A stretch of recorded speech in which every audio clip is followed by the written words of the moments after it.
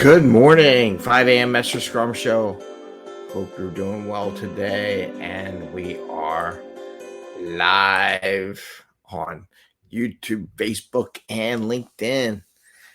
So today, I want to talk about something I term as not the parent syndrome. I think I'm curious if I should patent that one.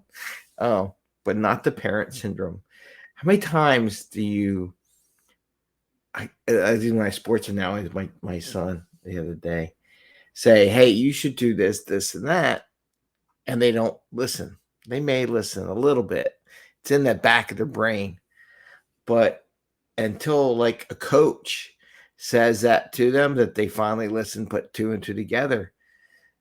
Sometimes I call it not the parent syndrome. They don't listen to you. Or you can tell them, put your stuff away. Say, I told you, Jed, I've been telling you to do it this way forever. That happens all the time as a Scrum Master and Agile coach.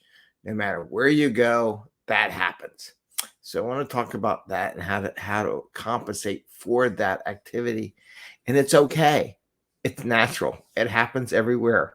I want everyone to understand that. And while I'm doing this, I'm going to put the EU job things from Tuesday night up on the screen. So EU job things are scrolling across the screen as we do this. So anyway, so we're going to talk about not the parent syndrome today, something different that came to my mind just in general.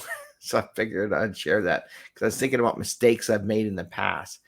And this is one of the ones I made a mistake, and I still do, that I wanted to share some ways that I have done to compensate for that. So it's 5 a.m. Mester Scrum Show. I am Greg Mester, Scrum Master, Agile Coach, and I hope you're doing great today. And we do the show to help you bring value to the customer without working crazy hours, getting stuff accomplished, and get home to family and friends so that you can tell your kids you should do this and they don't listen to you. And then you can have fun in the office and at home. So what is this? I don't have any kids, Greg. I don't understand what you're saying. Well, if you have kids, you'll definitely know. You understand that. You coach a team. There's a Bubbles tail in here somewhere. There's Bubbles.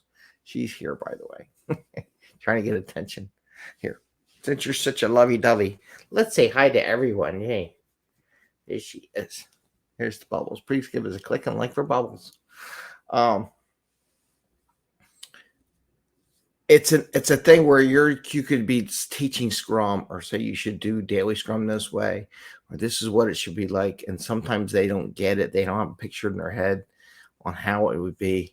She had someone the other day ask me if I had any videos of that. If anybody wants to do some things, I got some ideas. If some Scrum Masters want to do some video clips and some practice, we can do that. Maybe I'll put that together one day. But anyway, I'm off topic.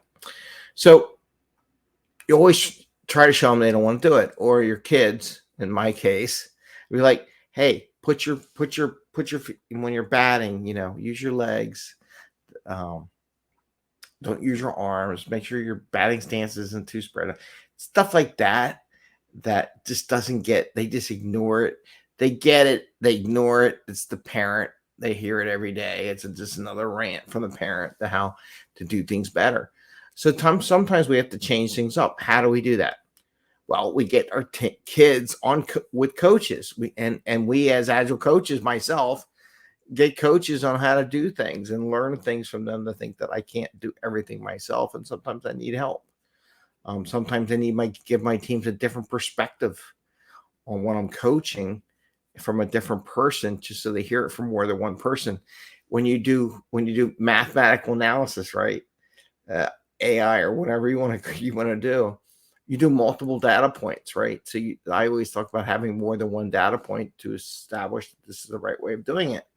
Sometimes the data point is have another person in, or we're going to do two things. One, you can bring experts in, which I've done in the past.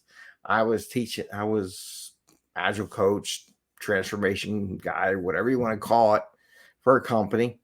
And I was able to get them to a point, but they weren't getting it from a technical perspective, the real technical development part of Agile.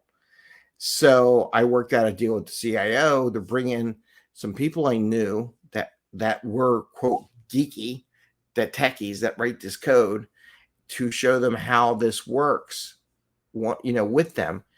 They got it. They clicked within a day or two. They're just cranking out stuff in a different way, in a different pattern that they didn't do before. But how I had to bite my own ego, right? Sometimes as Scrum Masters and as your coaches, you have to absorb your own ego and bring people in. It's okay.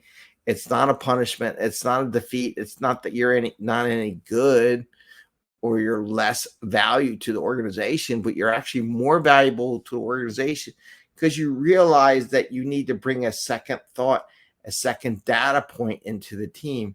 And that's actually more valuable. Some people won't see it that way, but the people that are real leaders, that are real growth people, that really understand business, will realize that person is so comfortable where they are. They're comfortable enough to bring other people in, to bring a second thought or show a different example, a different way of thinking into the organization. Those are the real leaders, by the way. So you have to be able to do that, and you'll realize that you can't do everything. So they came in, they showed some technical stuff and did it from an Agile perspective. Another way is have some of your people attend another group's meetings. Let's say you, as an Agile coach or Scrum Master, go sit and attend some of your other coworkers' Agile events, right? So maybe one of those events is really good, right? It's so that's one of the things. Why don't you invite some of the people on your team to go sit in on their meets? I mean, you make a deal with the other Scrum Masters. Say, is it okay if we go and meet, and or have some people come watch what you do, because I think what you do is really good, and get that second opinion. Show them another example of how it could work. Sometimes they just need that to get over those humps. That's it. And you just got to squash your own ego and let that happen. So that's one of the ways you get not the parent syndrome, because your real goal as a parent is for your children to grow past you sometimes. I mean, I've seen places. I live in Philly. I've seen some stuff. And I've been tutoring way back in my 20s, young kids in bad parts of town, and I've heard everything. Some things I still haven't heard. I'm still learning. I'm like, whoa. But the idea is that no matter what, as long as my team gets better, I don't care how they get better, right? I don't care if it's from me or somebody else. Sometimes you got to jump out and say, hey, maybe you need a fresh set of people to hear it from. Maybe it'll take a couple of people to hear it from before you realize, yeah, that was right. Maybe Craig was right. It's just like I had one, and tell you one little quick story. I had one developer message me in LinkedIn after we worked together, and he was still connected. He says, you don't realize how good and how efficient it was until you go to other companies. So this is one of my teams where I had them rocking and rolling, and they were just cranking stuff out. And then they go to another company that's, quote, Agile. And they're like, Greg, nah, you don't realize how fast you were and how good the team was and how much enjoyment, how much fun you had when you really create a good Agile team. And it's just fun. And they don't get it, because most people don't understand. They don't go see what other people do. They think they know all the answers, and they have to have all the answers. That's a bad part of some managers too. Like, they feel like they have to have the answers to everything. And this could be another topic, why they have to create all these meetings and go to everyone's meetings, because they got to know everything. And you don't. That's not how it works. That's how it doesn't work in the brain. Look at your children. They ignore you all the time. And it's not until you bring a coach in, sign them up, someone else do it. And you got to take a step back from being a parent. I'm going to let them go. I'm going to let them do their thing. They're going to learn a different angle of what I've been saying, but let it go. And that's also where some parents make the mistake too. They think, well, I'm going to coach my team. I'm going to coach them. I'll tell them what to do. No. Let the coach have it. Back off. Now, do I yell at my kid about his stance? Yes, I still do. I said, see, get that stance in, man. You're swinging too hard, whatever. But I'll give him credit. Last night, he got hit with a baseball, took it. He's a big man now. Anyway, but that's the thing about not the parent syndrome. So keep an eye out for the not the parent syndrome. And sometimes we as parents and coaches and scrum masters and leaders have to take a step back, bring in some experts, let them share, find different avenues for them to see good stuff. And we need to go out and see what other people are doing so we can bring those good habits back to our teams and offer them as opportunities for them to see how these other teams are operating. Don't be scared. That's the problem. So many people are freaking terrified about sharing and opening up the door. Oh, I don't want you to see what's going behind my curtain. You got to open it up. You got to let people in. It's better that way. It's better in the long term. So better for your own mental health. So that's what I got for today. Remember, not the parent syndrome exists in Scrum, exists in tech, exists in business as well as home. Sorry to say, there are going to be people who won't listen to you until you get a coach to teach them how to do things. I used to deal with my daughter too, and my son went through swimming. I could teach them how to swim. Are they going to listen to me on how to swim? No, of course not. I gave up. I said, screw it. I'm signing you up for the swimming lessons because you ain't listening to me. Maybe you'll listen to another person. But I could easily teach them how to swim. But, I could work on stuff. They do stuff and we'll practice things. And I'm like, yeah, you know what? You're not doing it. And I'm not helping you.